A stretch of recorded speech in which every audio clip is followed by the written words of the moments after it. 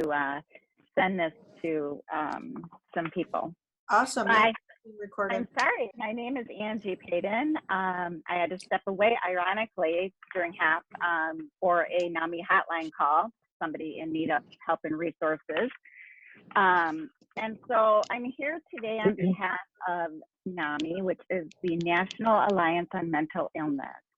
And I am the president of our St. Croix Valley chapter. And there are chapters all over the United States. It started as kind of a grassroots operation. It's become a national place where people can gather and get resources and help for mental illness and addiction. So what I wanted to just update everybody on, and that's, I had Jill send out, I'm going to try to share my screen here, but I did have Jill send out some resource or some information for everybody. And I'm going to try to scooch down. And the first thing I had her send out is just an article about me and about my story. Because 7 years ago, I wasn't the gal that you see today. Trust me, I was very bad off. I was deathly addicted to drinking hand sanitizer. I was a banker at Wells Fargo in Hudson, drinking the hand sanitizer on the job every day. And I had been an alcoholic for years, and I had struggled with mental illness, PTSD, and borderline personality disorder for most of my life.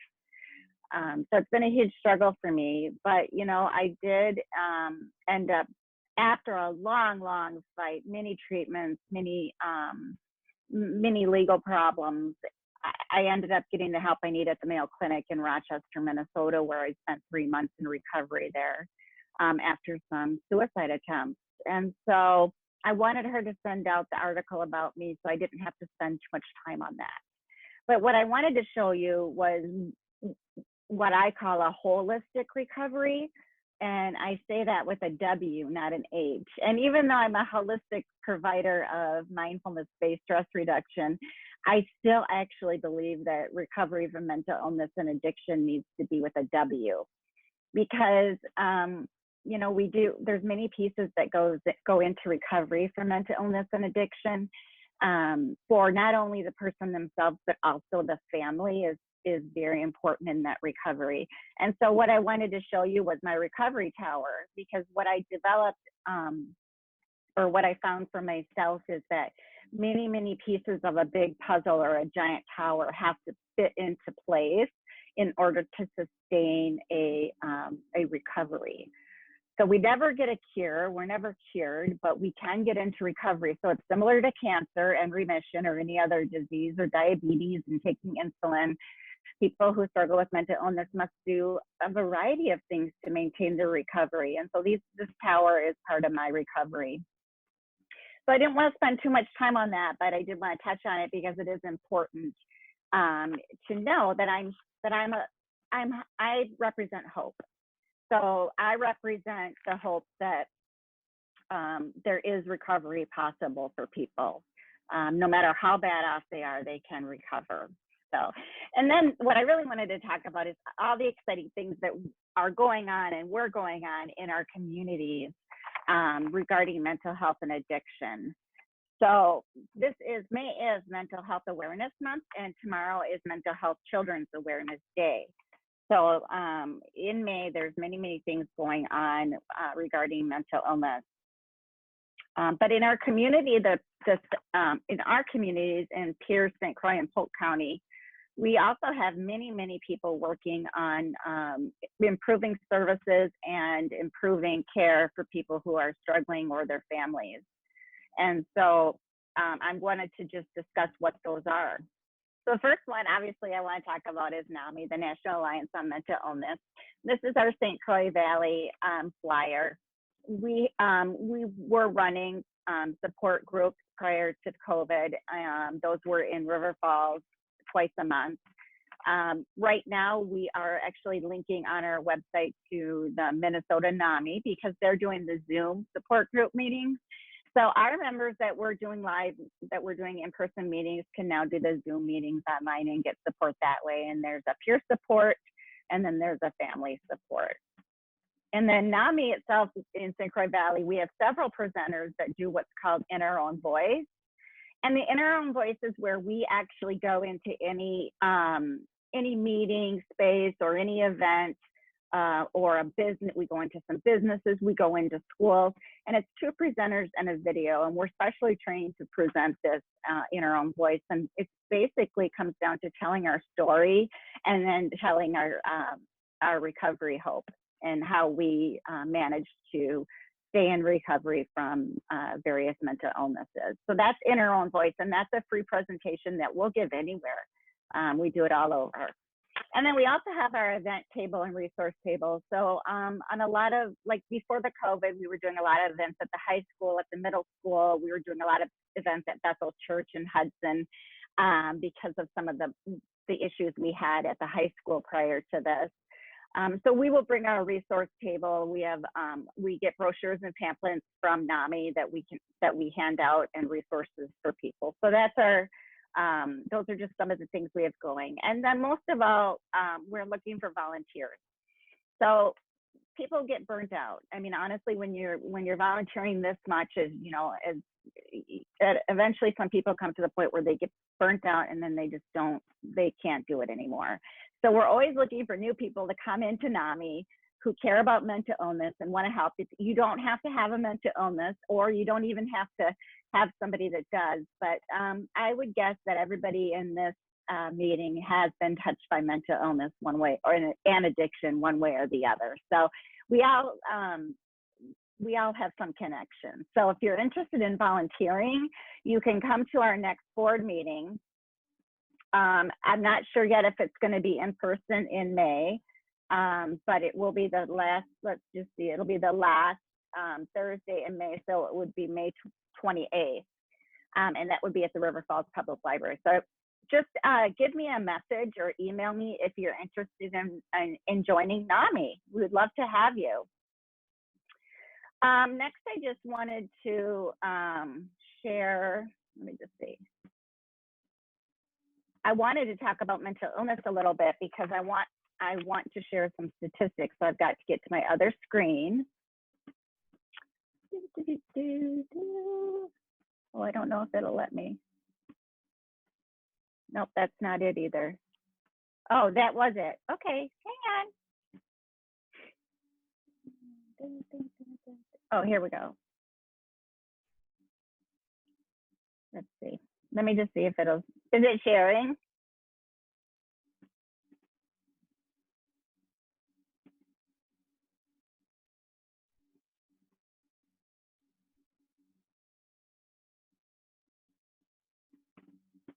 Is it sharing?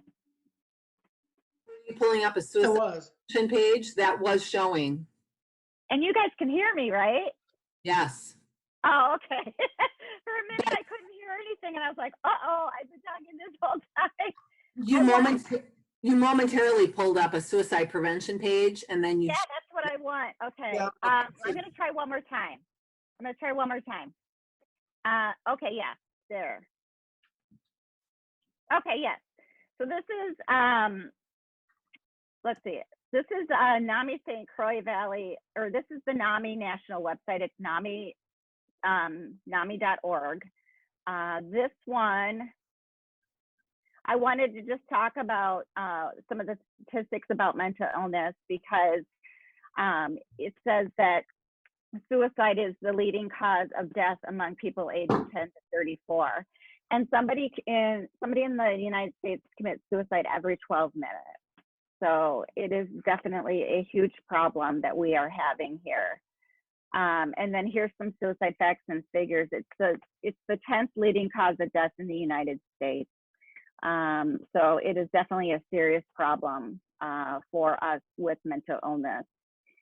And then as far as alcohol, this is a really shocking stat. 88,000 people die from alcohol every year. So far we've only had like 79,000 from COVID, but we have 88,000 a year dying from some type of alcohol issue.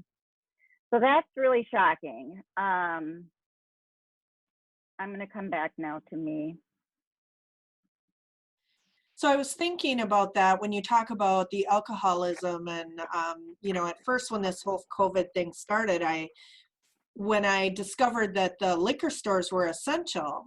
Yeah, I know, It's right? like, you know, and my first reaction was, but see, you know, I'm not a huge drinker personally, but I'm like, it didn't make sense to me why a liquor store would be essential. And then as I started thinking about it, I'm like, well, for some people, it, you know, based on their lifestyle, it is For essential.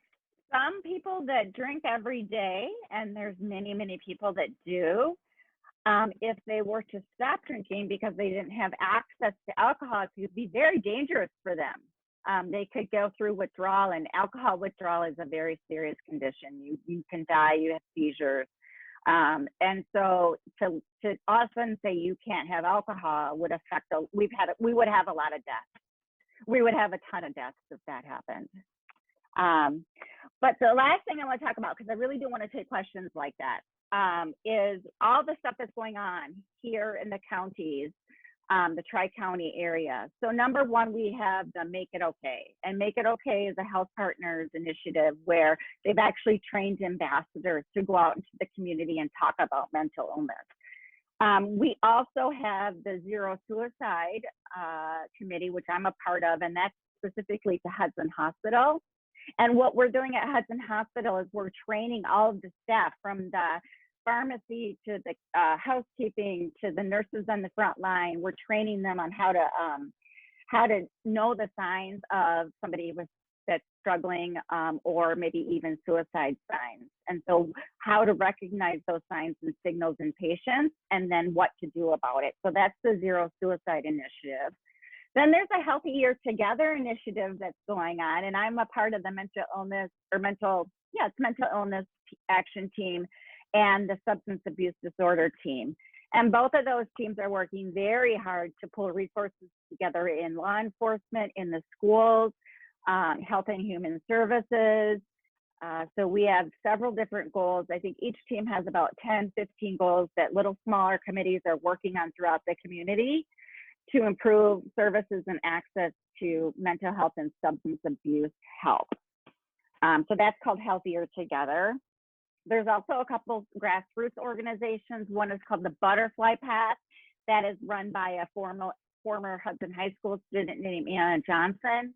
Her father had committed suicide a couple of years ago, and so she is now leading a very good nonprofit called the Butterfly Path that provides resources for people who are at the point of life attempt, and then their families. Also, there's a Be Kind initiative, and that was again started up grassroots from a mother of a suicide victim. And let's see, what else do we have going? We have the NAMI stuff. So I wanted to just say two things when I want to take questions. Number one, there's hope. So if you know somebody who's struggling, if you think you might be struggling, there is help and there is hope. And then number two, there's a ton of resources. There's also a really new United Way program called 211.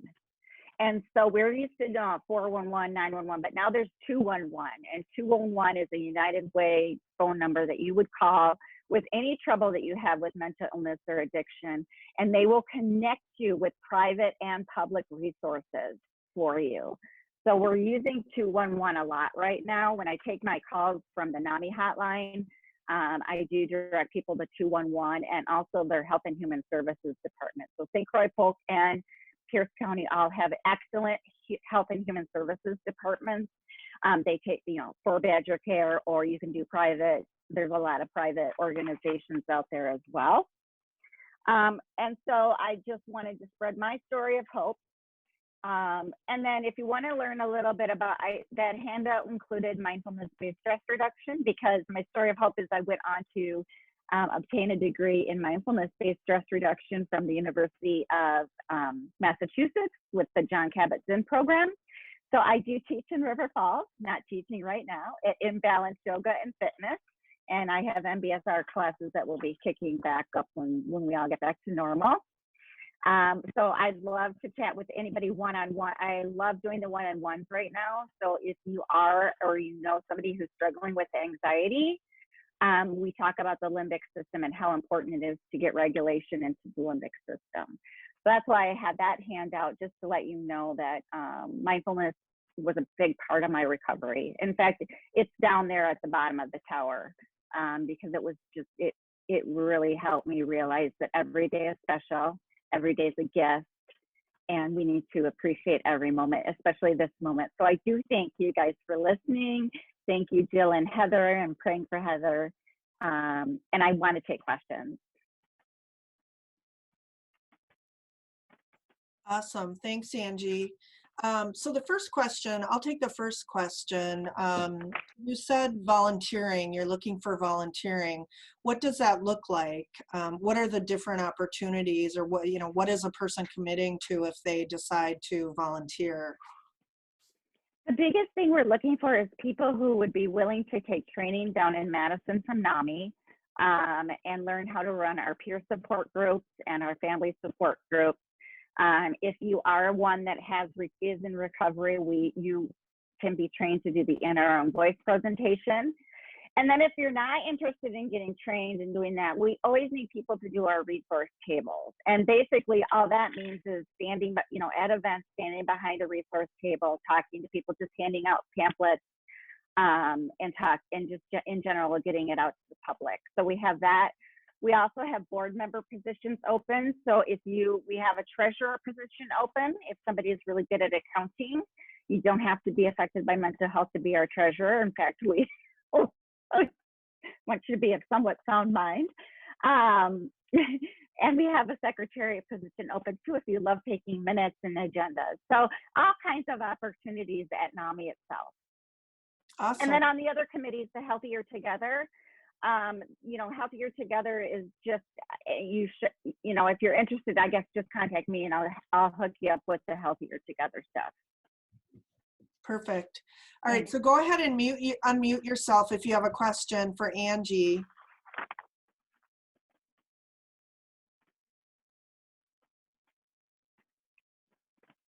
Hi, Angie. Oh, sorry, go ahead. Oh, okay. I just had a quick question. I have friends in Wisconsin, so obviously in your counties, but their son is the one that needs help, and he currently is in the Minnesota side. And there's much to the story, but anyways, he has run into walls and roadblocks every which way he turns. So not sure if you can be a starting point for them, or is it an adult or a child? Is it an adult son? It is an adult. This has been many years. Yeah. The best way to help anybody, the first resource I always give out is to contact whatever county that person is living in, to contact their Health and Human Services department, because what they can do is set him up with an assessment, and that's the first step to any recovery, is the assessment, finding out what is the person's issue. Is it mental health related? Is it addiction related? So they can do the assessment, and that's the first step to any kind of help, is to get that first assessment. So I would say whatever county he's living in, contact Health and Human Services in that county to get an assessment. Okay, and I think they've done that. I mean, there's been a lot, but I'll check for sure. But thank you. Mm-hmm. Yep. I had a quick question. So did you say you had borderline personality or bipolar? Yes, thank you. I love that question. I love when people ask about borderline personality disorder, because when I was down at Mayo, when I was sick, and they told me that's what my diagnosis was, I had never heard of it. And the only thing I could think of was like multiple personality disorder. And I was like, I don't have that. I know but borderline personality disorder is a very interesting diagnosis, and it's very underdiagnosed, especially in women, because all that means is you have set up some type of a defense mechanism, and you have certain characteristics that, because, and this is from childhood, and usually people with BPD have really a healthy personality, so we use ways to control our anxiety that aren't healthy. We're very impulsive. And there is no medication for BPD. That's the other interesting diagnosis with this mental illness. There's no medication. So with depression, anxiety, PTSD, there are certain medications that can help relieve some of that anxiety, depression, whatever. But with borderline, that is a personality, and they call it a disorder. But so that is why mindfulness is the treatment for BPD. So there is a core foundation therapy called dialectical behavior therapy, DBT, and cognitive behavior therapy, CBT, that I both partook in when I was in recovery. And the core of that is mindfulness.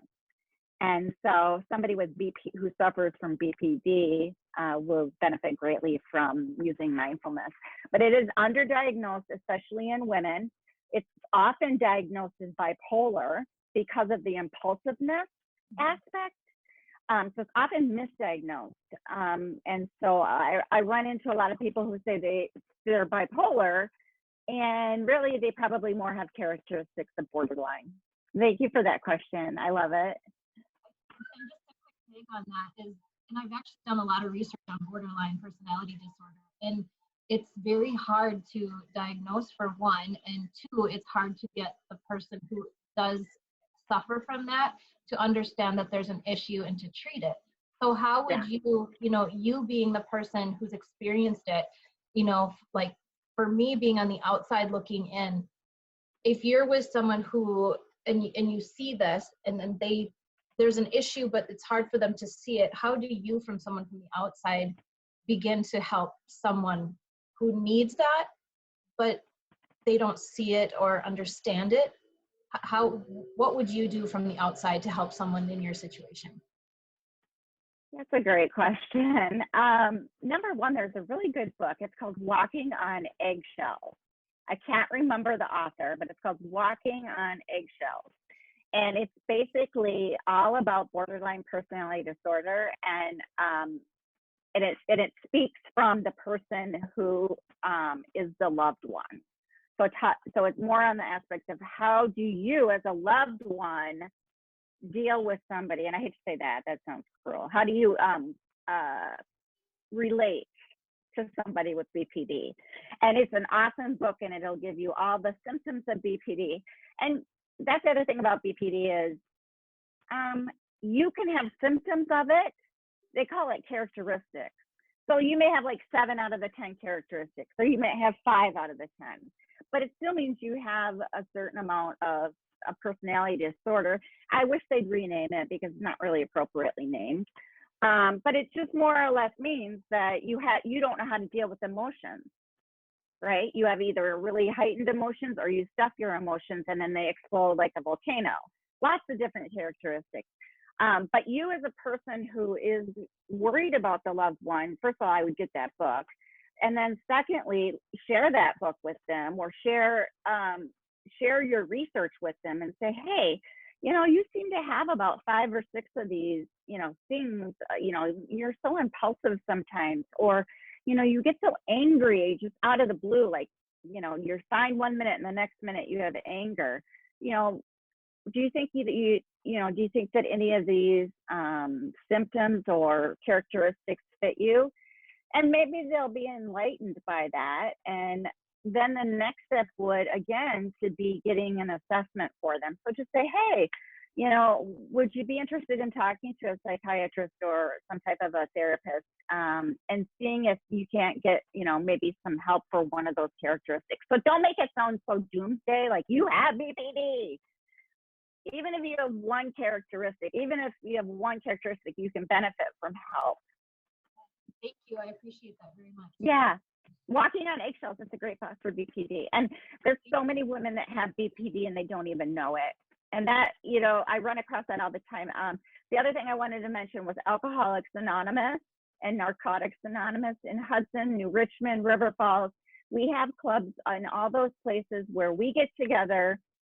And for addiction issues, the number one thing for addicts is to get a sponsor. I sponsor women all the time that come to me and I realize they have BPD. So I love sponsoring women with BPD and addiction issues. And those are the women I like to teach in MBSR as well. So that's like my main focus with MBSR. I want to help the people who are really struggling with mental illness and addiction, because MBSR can really help people. Very cool. Thank you.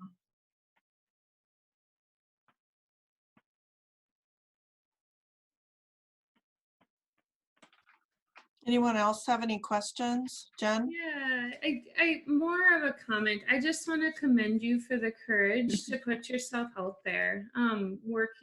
So I've worked with children that have been diagnosed with borderline, and just knowing, typically from my field, a lot of times I don't see that diagnosis until they're about 18. So when I see it, I'm like, ooh, either, first of all, who's this therapist? Did they make a mistake? Or are things that severe?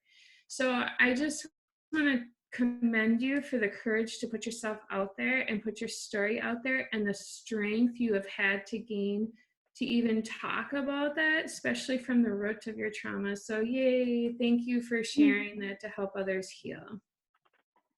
Well, we have a saying in AA that you can't keep it if you don't give it away. And as you see in my recovery tower, the volunteer part and the service work part is key. And so when I sponsor women, you know, I almost insist that they get involved right away in some way or the other, because I can't just be isolated. I can't just take care of Angie, because with any kind of mental illness and recovery from addiction, the best way that I have found that people really have success is to be telling their story. Because Brene Brown is a really great author about shame. And when you tell your story, every time you tell your story, it releases the shame. And she says shame is like a petri dish with, and it will grow if it has secrecy, silence, and judgment. And so her whole theory is the more you tell your story, the more shame is released. And I truly do believe that. So, but thank you for thanking me. I definitely appreciate it. And like I said, we do have the In Our Own Voice presentation that when we come out, we do tell our stories, and it's pretty powerful.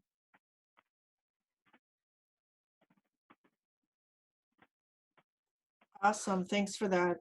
So before we wrap up, do we have anyone? Can I say one more thing? Yes, yes. I didn't get to do my commercial yet, so I'm going to do a quick commercial. Yes. So my goal in life right now is I want to provide MBSR to people struggling from mental illness and addiction, but they many times can't afford to even pay for classes. And so we'll be setting up a nonprofit for that and doing fundraising for providing mindfulness services to people who cannot afford it. The way I'm doing that right now is I started up with a company called Pharmacy, and we are new to the US, but we are European standard, meaning 1,300 chemicals are banned from our beauty, skincare, hair care, men's care, and baby products. And the unique thing about us is we make everything in Turkey. We don't have any middlemen. So all of our products are typically under $10. So we have super quality products and very low price point. And that is what's like fueling me, my living. It's how I'm making my money. My goal is to have that be my primary moneymaker, but then I can provide services to people who need it. So the more you support me, the more you support my living situation, so I can do that. Thank you. But that's your passion too. So, people don't buy what you do, they buy why you do it. So that's why my face lit up, because I wanted to talk about pharmacy. So I have some big goals, and I'm working with Brenda with that. Awesome. Yeah. But thank you, everybody. It was so great to see you guys. I can't wait. Maybe next month we can be in person. Yeah, that's great.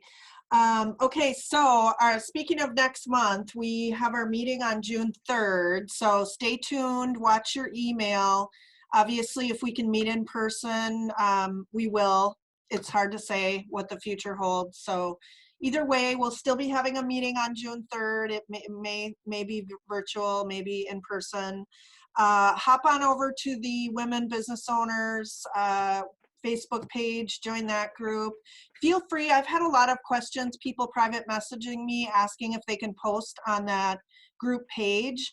That's why I created the group, to support each other. So feel free if you have a special offer or something, or if you just can provide value in another way, by asking questions and just encouraging each other in our businesses. So check into that. And I'm gonna ask Paula, can you stay on? Paula is a whiz with Zoom. So I'm gonna ask that you stay on. I wanna see if I can capture our chat so that I can email that out to everyone, because I know that had a lot of good information in it as well. Thank you.